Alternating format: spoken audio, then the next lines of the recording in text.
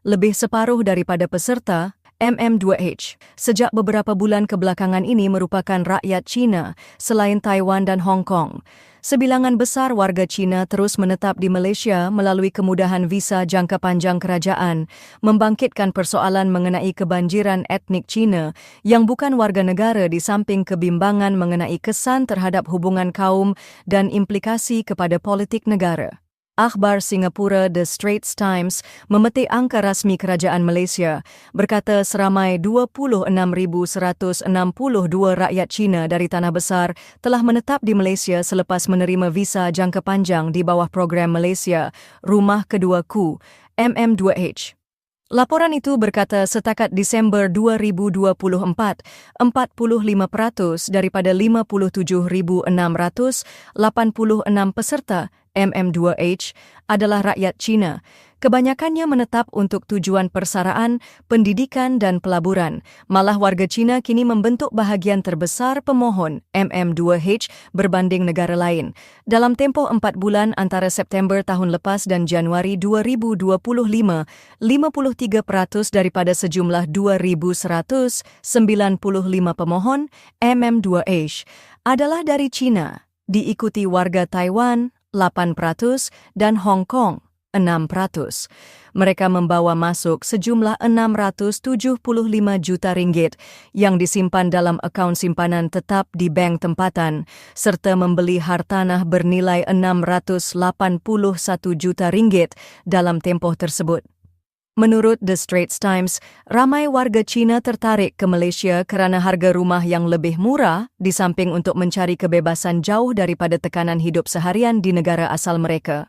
Perkembangan itu di tengah-tengah rasa kurang senang terhadap kempen agresif pentadbiran semasa untuk menarik berjuta-juta pelancong Cina dengan menawarkan pengecualian visa 30 hari kepada pengunjung dari tanah besar sehingga akhir 2026. Malaysia merupakan antara negara yang menerima paling ramai pelancong Cina. Tahun lepas, akhbar The Financial Times melaporkan tren kebanjiran warga Cina ke Malaysia dan menganggarkan bilangan mereka yang menetap di negara ini meningkat 2 kali ganda dalam tempoh 3 tahun sebelumnya, daripada 82,000 pada 2022 kepada 150,000 hingga 200,000. MM2H yang menggalakkan warga asing membawa masuk dana simpanan mereka ke negara ini sebagai syarat mendapatkan visa jangka panjang, dipenuhi dengan kontroversi selepas pentadbiran Anwar Ibrahim meletakkan skim tersebut di bawah Kementerian Pelancongan, Kesenian dan Kebudayaan yang diterajui Tiong King Sing, menteri yang dikritik kerana tumpuannya yang bukan sahaja untuk menarik warga Cina tetapi juga mempromosikan Cina. Di bawah MM2H, rakyat asing membawa bersama deposit tetap sebanyak 5 juta ringgit, di mana mereka boleh tinggal sehingga 20 tahun termasuk diberikan permit kerja.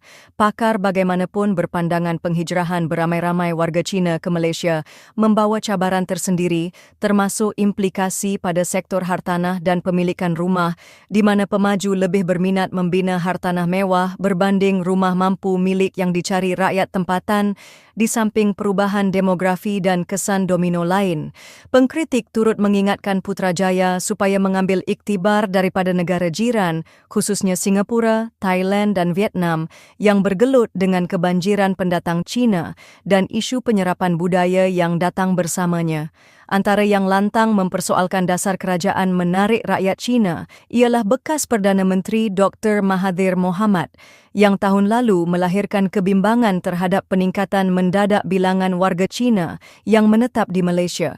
Beliau berkata pendatang dari tanah besar Cina lebih sukar dikesan oleh pihak berkuasa disebabkan kehadiran kaum Cina warga negara Malaysia menjadikan mereka mudah hilang. Katanya ini berbeza dengan penghijrahan bangsa lain yang lebih mudah dikenal pasti di kalangan masyarakat Malaysia. Itulah yang menyebabkan jumlah mereka banyak kerana kita tidak boleh kenal pasti warga negara asal dengan orang pendatang, katanya dalam wawancara bersama Malaysia Now tahun lepas.